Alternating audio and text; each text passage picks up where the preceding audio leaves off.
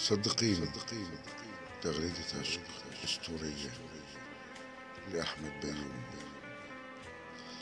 صدقيني إن قلت لك يوما إني أحبك، وإني أراك وحدك كل الأنس،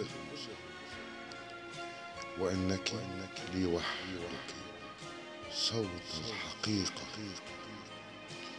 وإنك شمسي عند الشروق من خلف أشجار الحقيقة. ففعلا أنت وحدك من تمنحني الرغبة في الحياة، وأنت ليلي الذي يشتعل بنجمات ليس لي عنهن غنى، وأنت من تعلمني الكتابة فتخرج مع الحروف ألف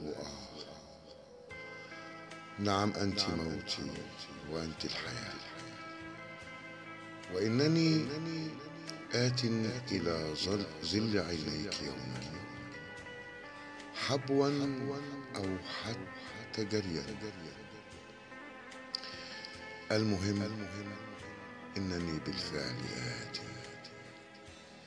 فأنت قبس من نور خرجت صدفة من شفاه صواعقي، فأضاءت بعد ظلمة حياتي.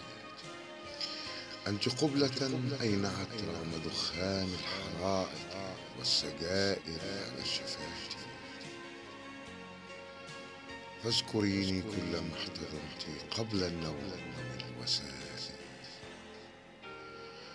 واحضنيني إذا ما ارتسم فوق وجه القمر وجهك،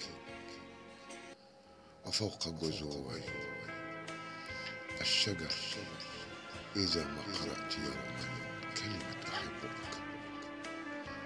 واذكريني والطقس صح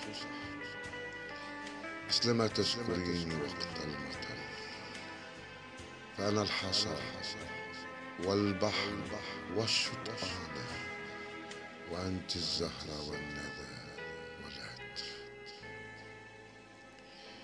وتذكريني كلما طالعت بعيونك أخبار وعناوين الكتب وأسماء الشعراء والأشعار، ولا تنسي أبدا أن اسمي سيكتب يوما في فهرس الشهداء والأطهار.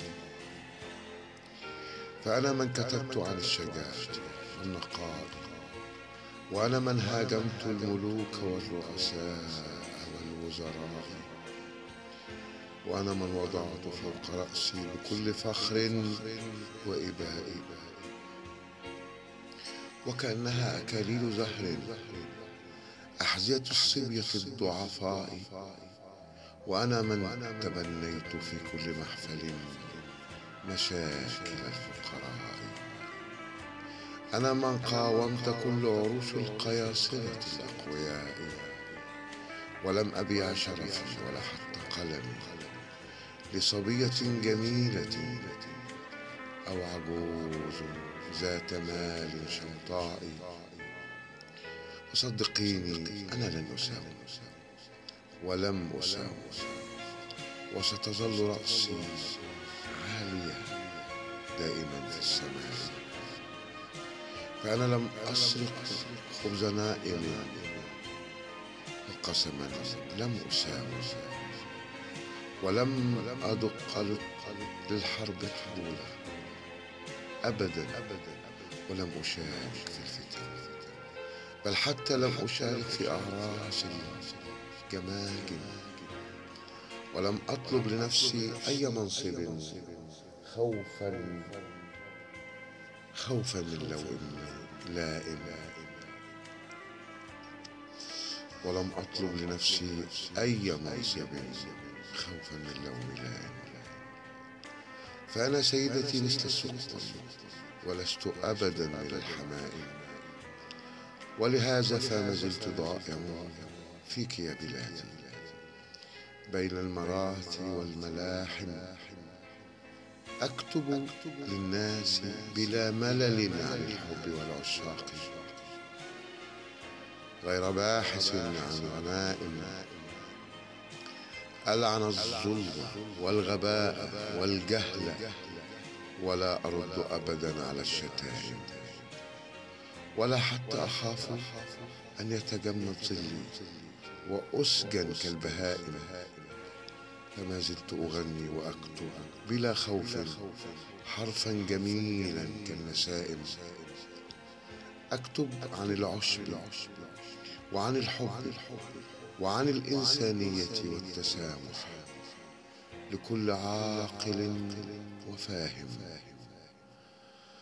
فهل بعد كل هذا أستحق منك حبيبتي أن تجعليني بريقا صغيرا بعينيك كل ليلة حين ينام اللهب وتستيقظ بين جنبات صدرك الأحلام العذرية مثل كل نائم؟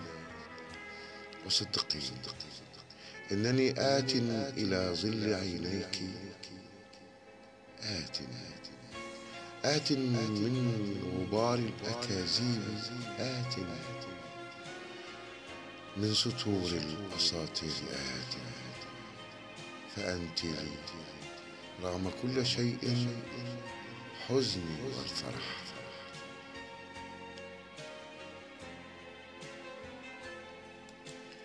أحمد بيومي.